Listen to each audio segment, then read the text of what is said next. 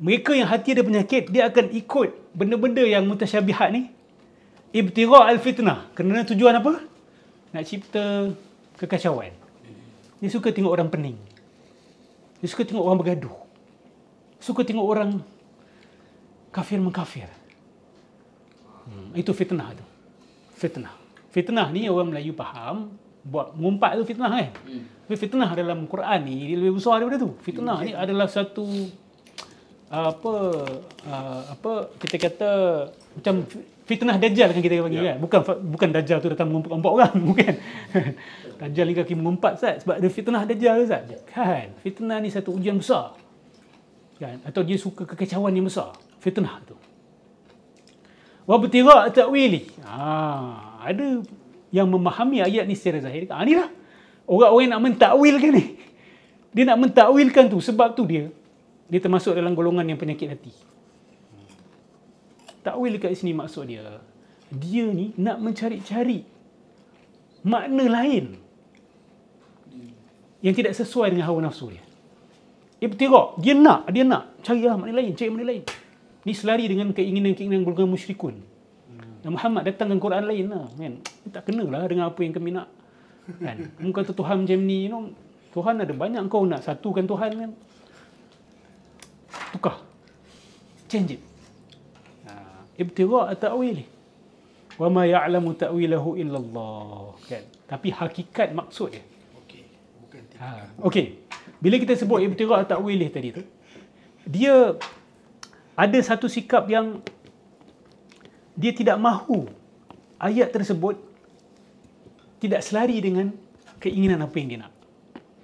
Kalau tidak selari dengan awak punya reason, awak punya logic, ni cerita lain Sebab Al-Quran dengan akal kita ni dia kawan baik.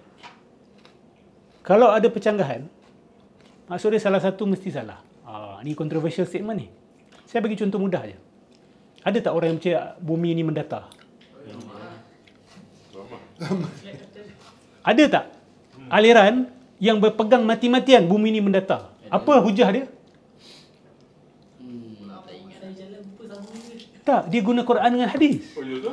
Yes. Dia guna perkataan sutihat. Dia guna perkataan mahda. Dia guna perkataan maddal ard. Hamparkan. Bagaikan tilam, bagaikan kapet. Apa masalah golongan ni? Literalis. Dia salah ke betul? Dia separuh. Faham bumi pun salah. Apa lagi nak faham Allah? Faham bumi yang jelas-jelas ni, kalau hang ambil literal, hang kata ni kita kena terima. Jangan ikut nafsu. Allah kata gitu, pegang apa Allah kata gitu. Dia bukan masalah ikut nafsu. Sebab benda ni bercanggah dengan akal kita. Tak mungkin Allah mengajar satu benda yang bercanggah dengan akal kita. Tak mungkin Allah SWT mengajar sesuatu benda yang menyanggahi dapatan ilmuwan yang menggunakan mata kepala mereka dan disokong oleh ilmuwan lain yang waras, yang bijaksana, yang berilmu. Mustahil Islam begitu. Mustahil Allah mewahyukan sesuatu perkara yang begitu. Sekejap. So this is a very important point. Isu flat earther ni. Saya tak kata flat earther ni hanya satu aliran dia yang ada. Ada juga aliran lain yang pegang. Ada dol-dol keropok daripada semua aliran yang pegang. Tetapi dia mensandar, yang menjadi masalah bila dia menyandarkan kepada dalil-dalil literal daripada Al-Quran. Dalil-dalil literal daripada sunnah Nabi. Dia ambil itu secara literalis kerana dia kata kita beriman kepada Allah. Bahkan ada yang kata biarkan kita diketawakan oleh manusia. Berarti Allah tidak mengetawakan kita. Dia ingat itu iman. Itu bukan iman. Itu al-jahl, kejahilan yang menghinakan. Iman ni at-tasdiq al-jazim al-mutabiq lil waqi'. Iman itu adalah satu kepercayaan yang kukuh, yang selari dengan hakikat. Kalau dia tidak selari dengan hakikat, dia bukan iman. Itu kejahilan dan kebatilan. Tapi yakin dia datang daripada mana? Kami ambil apa Allah cakap, kami takkan letak hawa nafsu kami takkan mentakwil. That's not the point. Jangan ambil ayat ni untuk pasangkan dengan takwil yang dimaksudkan oleh Asy'ariyah. Sebab kalau cerita takwil, semua mazhab takwil sebenarnya. Asy'ariyah Wahabi paling keras pun ada mentakwil. Kalau dia tak takwil ayat-ayat sifat pun dia ada takwil ayat-ayat lain dalam Quran. So kalau nak ambil ayat ni secara literal, takwil dekat sini maksud apa saja pentakwilan, awak salah besar. Sebab tak ada mazhab dalam dunia tak buat takwil. Nabi pun takwil. Uish, apa bukti? Ayat ni, ayat puasa. Apa ayat puasa? Kulu washrabu hatta yatabayyana lakumul khaytul abyadu minal khaytil aswadi minal fajr. Thumma atimus siyama ila al-lail. Apa Nabi kata? Apa ayat tu kata? Makan dan minumlah sehingga jelas antara benang putih daripada benang hitam. Itu pun dah gaduh. Ada sahabat yang ambil secara literal. Benda masalah literal ni sahabat pun ada tersilap. Dia pergi ambil benang satu putih, dia ikat kat dia punya pergelangan kaki sebelah kanan, satu benang hitam dia ikat dekat belah kiri. Lepas tu dia duduk tunggu. Tak jelas-jelas pun satu dia beri yang lain jumpa Nabi. Nabi kata antala aridul qafa, Nabi kata. Kau ni bantal kau ni ataupun tilam kau ni empuk sangat. Nabi kata. Subhanallah. Itu pun kena takwil dekat tu. Jangan kau pergi ambil zahir. Jangan kau pergi ambil. Nabi kata, kenapa Nabi cerita pasal tilam ni? Kenapa Nabi cerita pasal awak faham sikitlah maksud dia apa? Aridul qafa, Nabi kata. Kamu ni tilam kamu ni best sangat lah. Macam tu lah kita kata.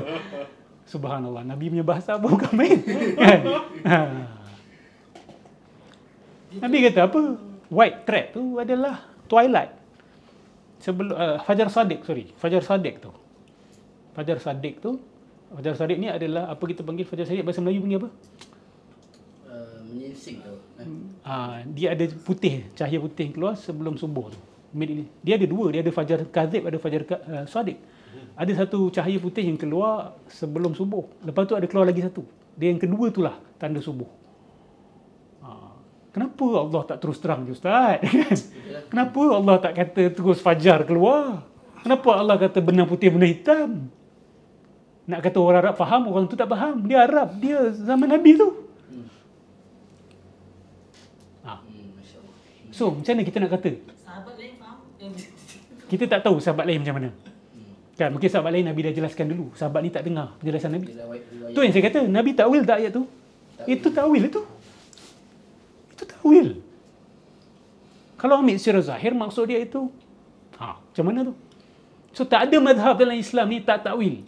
So kalau siapa yang ambil ayat ni secara zahir maksud Allah haramkan takwil kerana ada ibtigha' takwil ni, maka semua mazhab sesat. Semua mazhab termasuk dalam orang ada penyakit hati. Bukan itu yang dimaksudkan dengan ayat ni, bukan takwil itu. Takwil yang dimaksudkan kat sini adalah takwil yang berdasarkan hawa nafsu. Awak sengaja nak mencari ayat lain yang menyesuaikan hawa nafsu awak, walaupun awak tahu tak ada masalah sebenarnya mengikut akidah Islam, tapi awak tak suka.